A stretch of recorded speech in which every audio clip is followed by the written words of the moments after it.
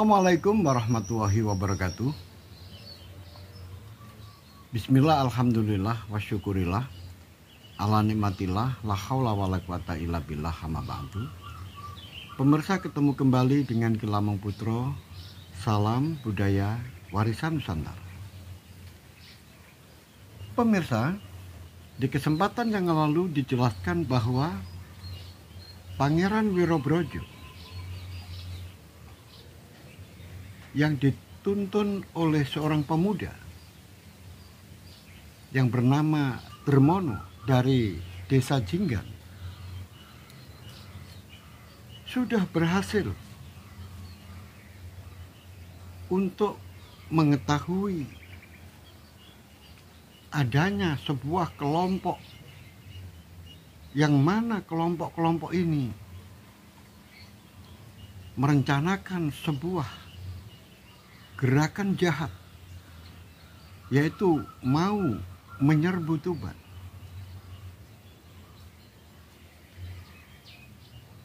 Ternyata apa yang diberitakan oleh Gede Kusen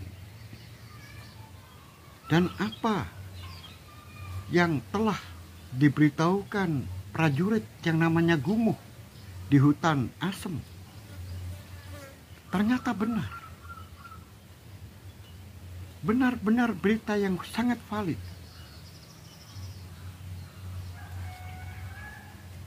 Ternyata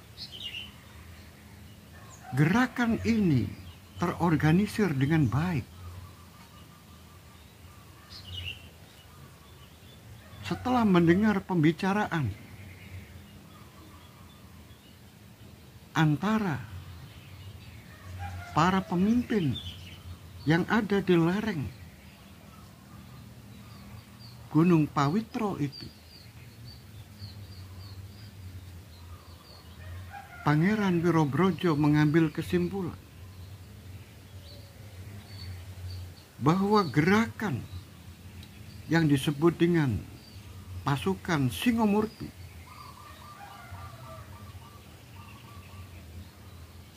yang mana gerakan Singomurti ini, kelompok yang menamakan diri Singomurti ini,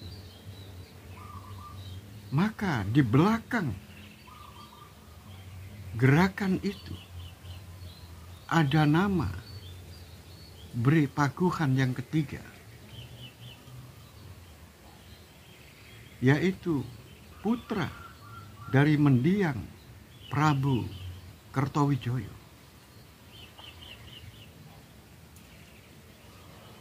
Kemudian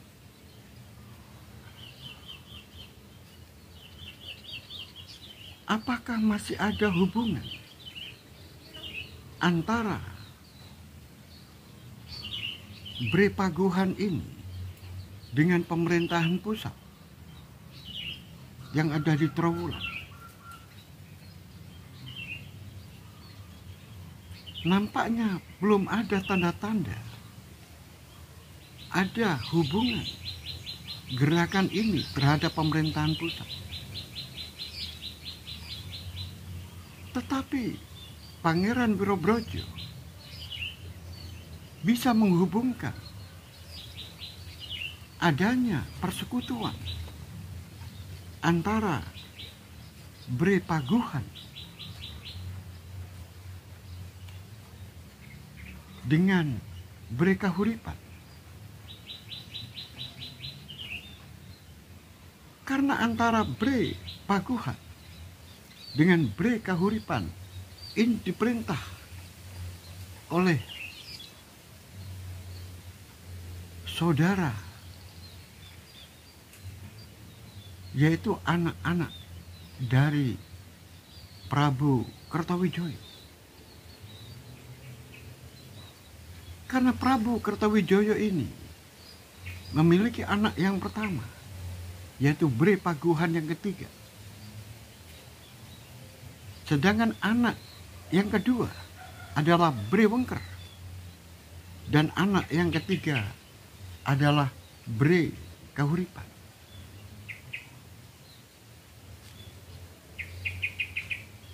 indikasi adanya hubungan antara kahuripan dengan paguhan ini memang jaraknya sama,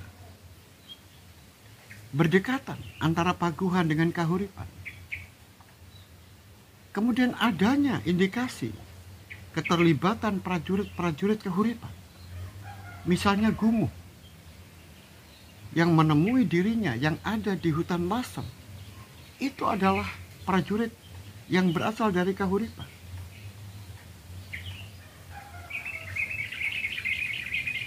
Oleh sebab itu, Pangeran Wirobrojo memutuskan untuk segera pulang. Walaupun dia tahu bahwa yang dibicarakan di lereng Gunung Pawitro itu, penyerbuan akan dilakukan 4 bulan lagi. Akhirnya turun gunung dan Pangeran Wirobrojo segera kembali ke Lasem. Pemirsa dimanapun Anda berada,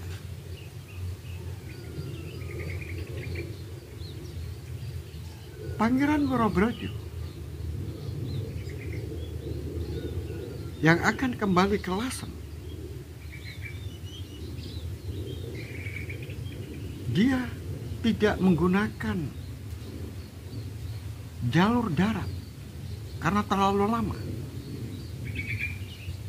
Oleh sebab itu, Pangeran Wirobrojo mengambil jalur laut.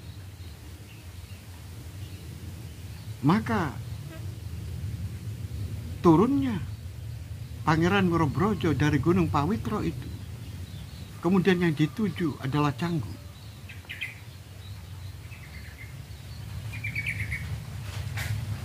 Pemirsa dimanapun Anda berada, perjalanan menuju Canggu bagi prajurit-prajurit tangguh seperti Pangeran Wirobrojo dan prajurit-prajurit pengikutnya ada 3 orang. Sedangkan Dermono yang ditawari untuk ikut serta, ternyata Dermono memilih untuk kembali ke Jinggan. Saat berada di Canggu,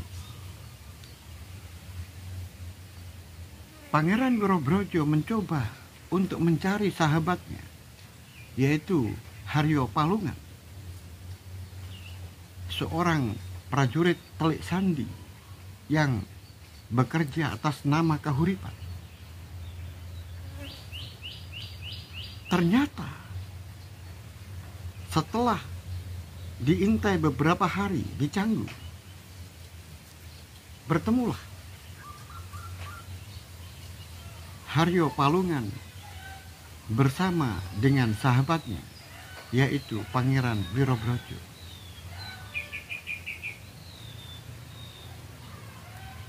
Saat bertemu dengan Pangeran Wirobrojo,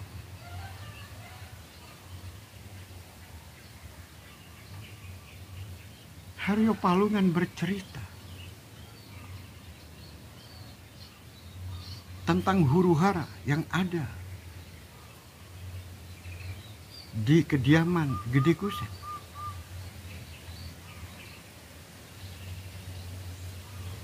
Alangkah terkejutnya Wirobrojo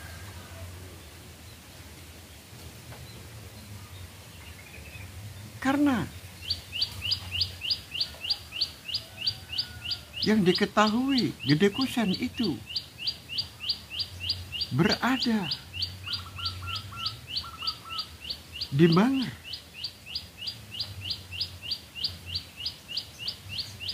Tapi mengapa ada di Ujung Galuh? Maka Haryo Palungan menceritakan bahwa keberadaan Gede Kusen itu pergi ke Ujung Galuh yang sekarang berada di sebuah dukuh yang namanya Tangkilan, itu juga dikarenakan karena saran dari Pangeran Wirobrojo agar menuju ke ujung Galuh untuk menemui seseorang yang namanya Ali Rahmatullah. Tetapi saat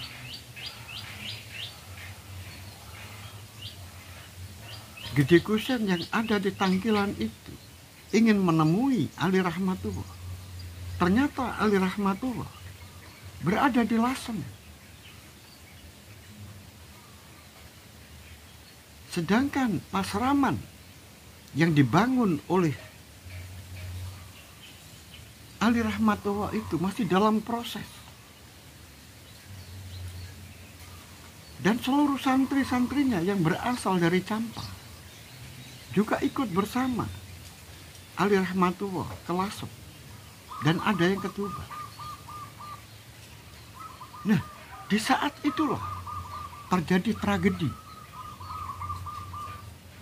Karena tempatnya Gede Kusen ini diobrak-abrik oleh pasukan Kahuripan.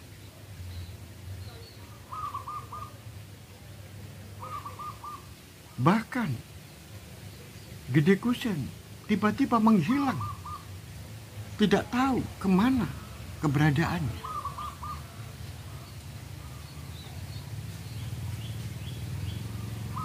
Tetapi setelah beberapa lama aku menyelidiki, karena aku juga bisa masuk keluar masuk di Kahuripan, karena aku adalah prajurit Tulik Sandi yang bekerja untuk Kahuripan. Kebetulan aku ditugaskan di Canggu, tetapi bukan berarti aku tidak bisa untuk pergi ke Kahuripan. Ternyata aku menerima kabar Gede Kusen sudah tertangkap dan sekarang berada di Kahuripan.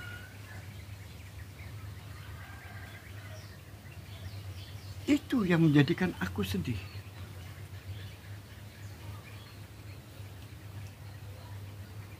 Pangeran, pada saat itu sebenarnya yang dicari adalah bukan Gede Kusen. Yang dicari adalah Gumuh. Karena Gumuh yang menjadi prajurit yang direkrut oleh orang-orang sebagai prajurit yang tergabung di dalam kelompok Singomurti, dianggap dia pengkhianat. Oleh sebab itu, Gumuh ini dijebak. Karena Gumuh ini memiliki kebiasaan, yaitu pergi ke rumah Gede Kusen. Oleh sebab itu, saat Gumuh ini masuk ke rumahnya Gede Kusen, maka rumah Gede Kusen diobrak-abrik oleh prajurit-prajurit dari Kahuripan yang sudah menyanggung. Dan Gede Kusen pun akhirnya dibawa ke Kahuripan. Tapi untung bagi Gumuh, karena pimpinan saya pada waktu itu menugaskan kepada saya untuk menginterogasi Gumuh.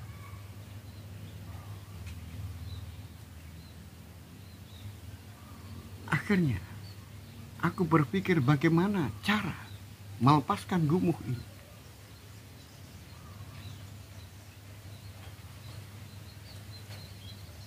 Setelah dia yakin bahwa aku adalah orang-orang di pihaknya, akhirnya Gumuh berterus terang bahwa Gumuhlah orang yang menjadikan bencana ini. Tetapi niat Gumuh adalah baik untuk menyelamatkan Tuban,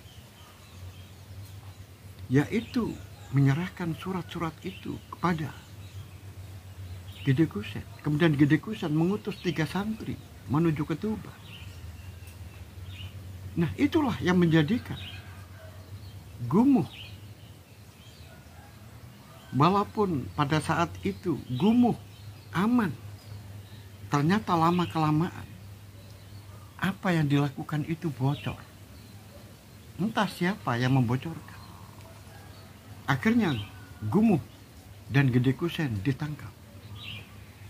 Gede Kusen langsung dibawa ke Kahuripan, sedangkan Gumuh dibawa ke Canggu.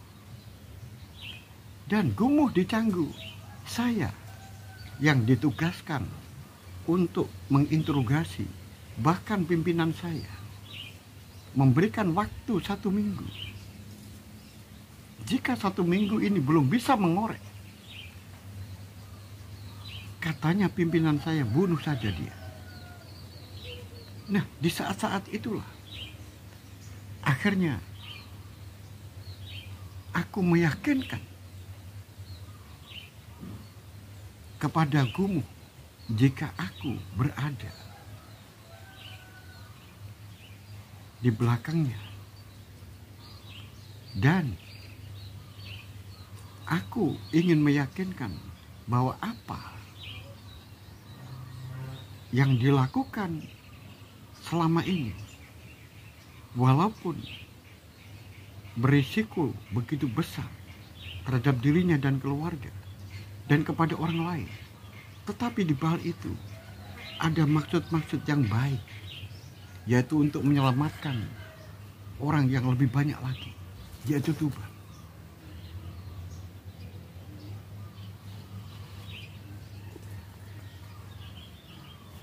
Pangeran Wirobrojo yang mendapatkan cerita itu hanya bisa diam.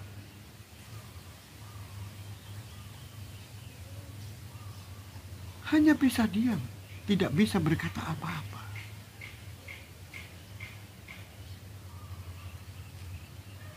Kemudian Pangeran Wirobrojo mengatakan, "Wahai saudaraku, Haryo Pulungan, menurut kamu, apa yang aku lakukan sekarang? Apakah saya harus kembali ke Lasem? Ataukah aku harus menolong Gede Kusen dulu?" "Oh, begini saudaraku, jangan. Kamu harus segera kembali ke Tuban. Aku yakin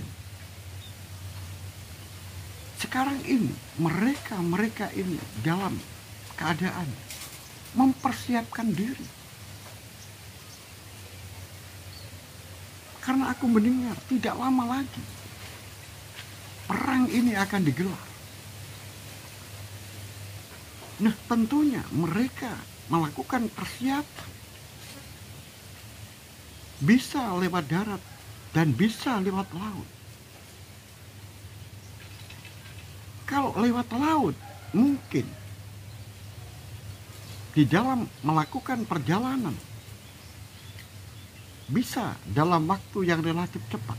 Tetapi bagi yang lewat darat,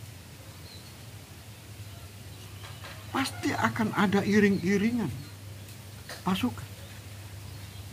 Itu kalau dia mau terbuka. Tetapi hal itu tidak mungkin dilakukan seperti itu. Karena itu akan menarik perhatian masyarakat. Pasti dia akan melakukan strategi penyamaran.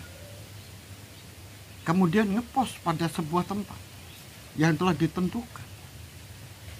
Kemudian mencoba untuk mengepung di tepi-tepi wilayah Tuban dan di Lasem. Nah, kemudian dalam waktu yang telah ditentukan, mereka secara serempak melakukan penyerbuan bersama-sama baik itu melalui darat maupun melalui laut.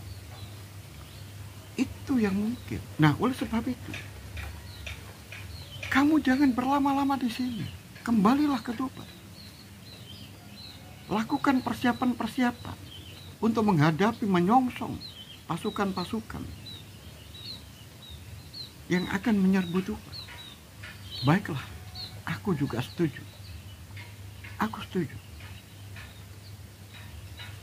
Pemirsa dimanapun ada berada, ternyata pembicaraan antara Haryo Pulungan dengan Pangeran Wirobrojo ini ada yang mendengar. Ada yang mendengar. Dan di waktu itu juga tempat pembicaraan Haryo Pulungan dan Wirobrojo dikepung oleh prajurit Kahuripan. Setelah itu apa yang terjadi? Pertempuran tidak bisa dihindarkan. 10 prajurit Kahuripan ini melakukan serbuan di tempat Haryo Pulungan dan Pangeran Wirobrojo.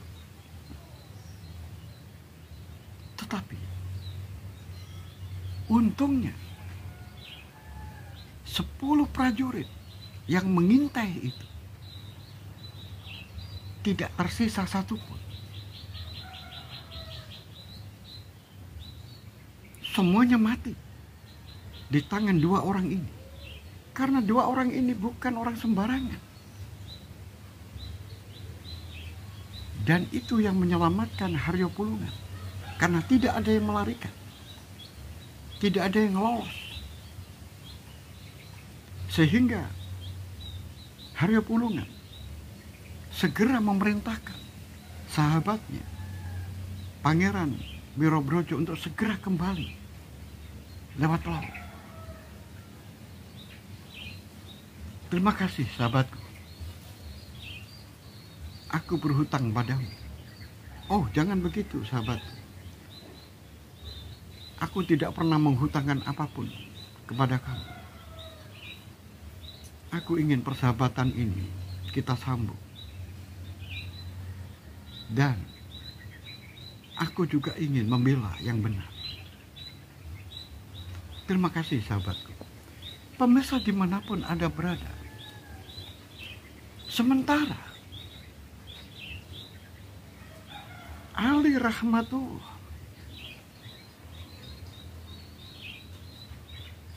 Rahmatullah yang saat itu berpamitan dengan mertuanya, yaitu Gan Encu atau Adipati Haryo Tejo, untuk kembali ke Pasraman yang mulai dibangun.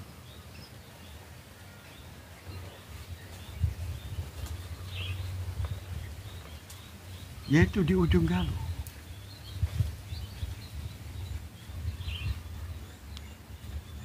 Ali Rahmatullah tidak menyangka kalau sebelumnya terjadi hal-hal yang mana ada gejolak-gejolak yang ada di Tangkilan, penangkapan Gede Kusen. Dan Ali Rahmatullah juga tidak tahu kalau di Canggu orang-orang Lasem, yaitu Wirobrojo dan Haryo Pulungan, bentrok dengan orang-orang Kahuripan.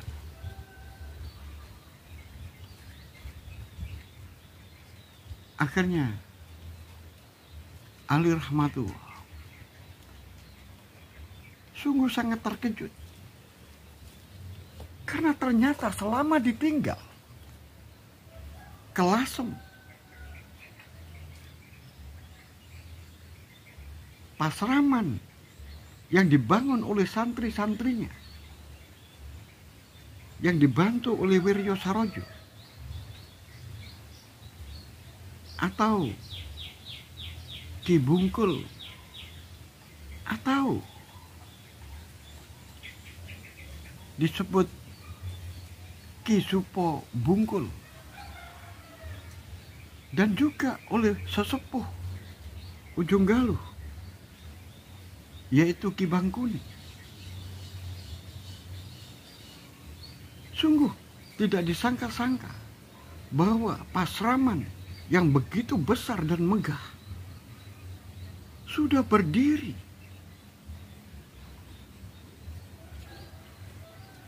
Sungguh sangat menakjubkan.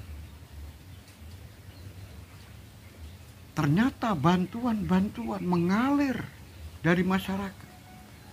Karena di situ ada dua tokoh yang terlibat, yaitu Ki Bangkuning sebagai sesepuh Ujung Galuh yang sudah beragama Islam, dan Wiro Sarojo, seorang yang dikenal sebagai pembuat pusaka yang ada di Bungkul, yang mana dia adalah murid dari Ki Supo Mandrani.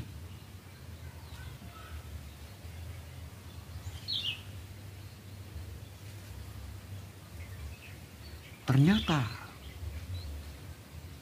setelah Ali Rahmatullah kembali ke Ujung Galuh yang didampingi oleh santri-santrinya dan santri-santri yang dulu ikut ke Tuban dan ke Lasem, kembali diboyong ke Ujung Galuh. Santri-santri ini dipimpin oleh seorang santri senior yang bernama Truong Nit, dan santri-santri yang dititipkan di Gisi Harjo yang langsung di bawah pimpinan adiknya, yaitu adik ipar Ali Rahmatullah, yaitu Syekh Abu Hurairah.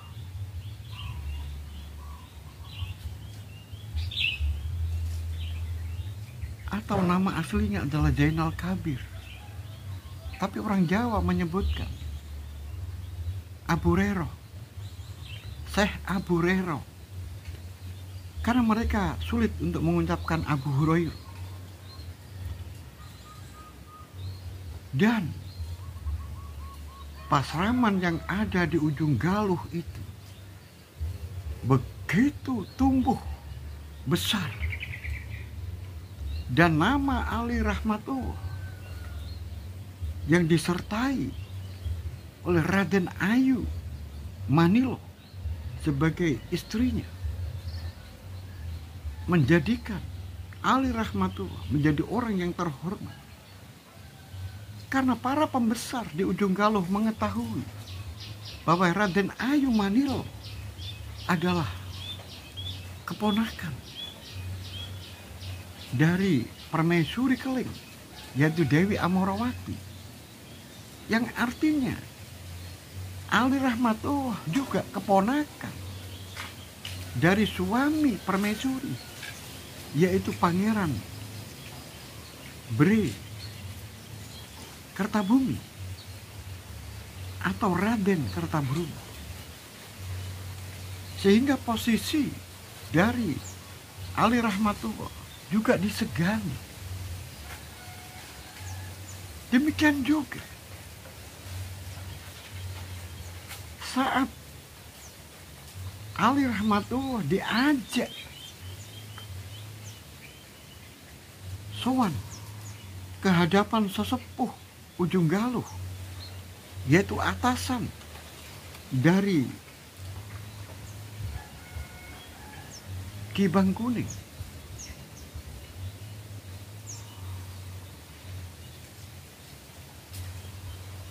bersama dengan Wiryo Sarojo menghadap ke sesepuh pimpinan di ujung Galuh, yaitu Rakrian, Kanuruhan, Lembu Suro.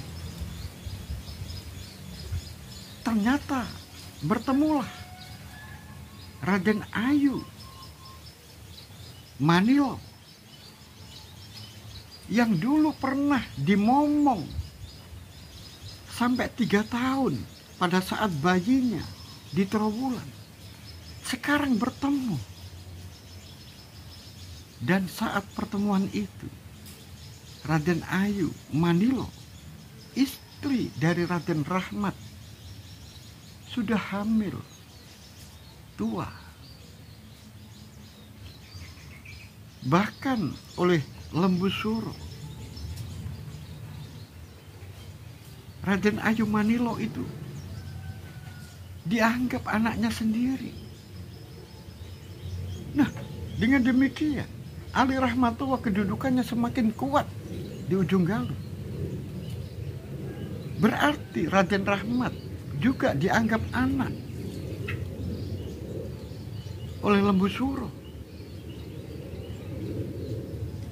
Dengan demikian, siapa yang berani mengganggu Ali Rahmatullah di ujung Galuh? Karena posisinya begitu kuat. Pemirsa dimanapun Anda berada, sekarang Pangeran Wirobrojo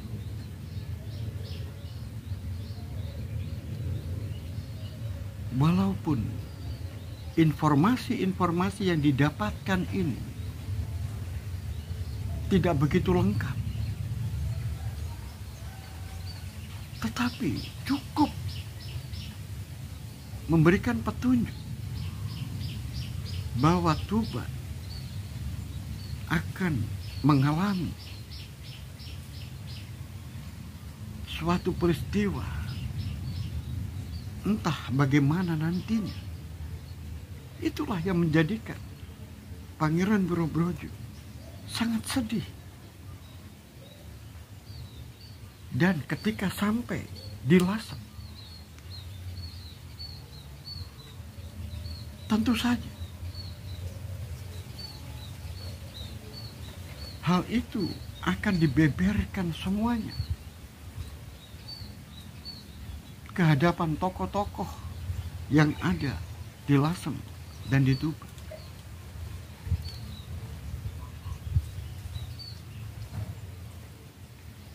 Maka Adipati Haryotejo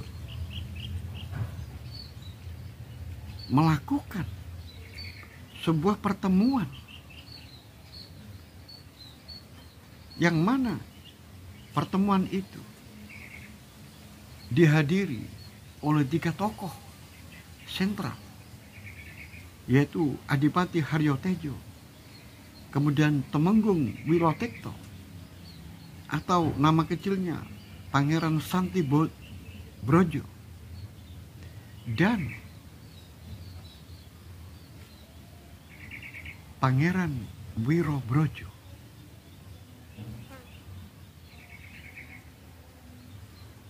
Mengapa Temenggung Haryo Sugondo tidak hadir? Karena Temenggung Haryo Sugondo menyusul Pangeran Wirobrojo dan mencari Gede Kusen, sehingga Haryo Sugondo juga masih belum pulang. Karena di dalam cerita yang lalu dijelaskan, ketika terjadi penggerebekan di rumah Gede Kusen, posisi Haryo Sugondo, untung prajurit-prajuritnya disuruh diam di Canggu, sedangkan dirinya bersama dengan Ken Gesah dan Ibrahim Amir yang sowan ke dalam Gede Kusen. Nah, Di saat habis sholat maghrib itulah terjadi peristiwa penggerebekan di rumahnya Gede Kusen. Dan saat itu Ibrahim Amir, Ken Gesah, dan Temenggung Haryo Sugonto berada di lokasi itu.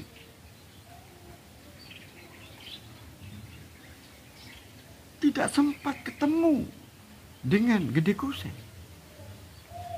Suasana sudah kacau balau. Dan itu juga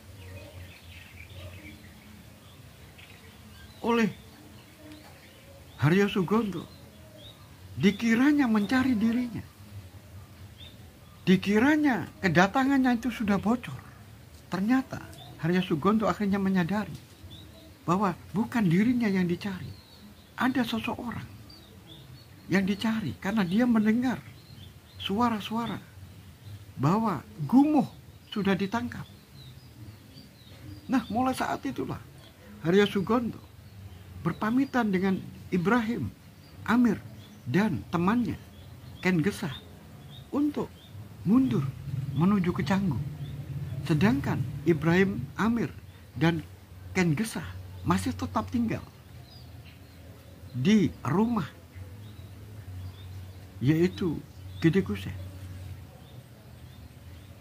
Sehingga sampai sekarang pun Haryo Sugonto masih belum kembali.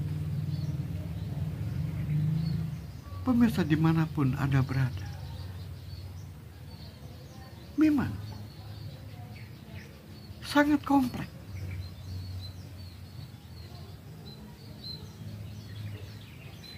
Terus bagaimana kelanjutan cerita ini? Oleh sebab itu pemirsa dimanapun Anda berada, ikuti terus cerita ini sampai selesai. Sampai di sini akhirul kalam. Billahi taufik wal hidayah waridho wal inayah. Assalamualaikum warahmatullahi wabarakatuh. Salam budaya warisan Nusantara.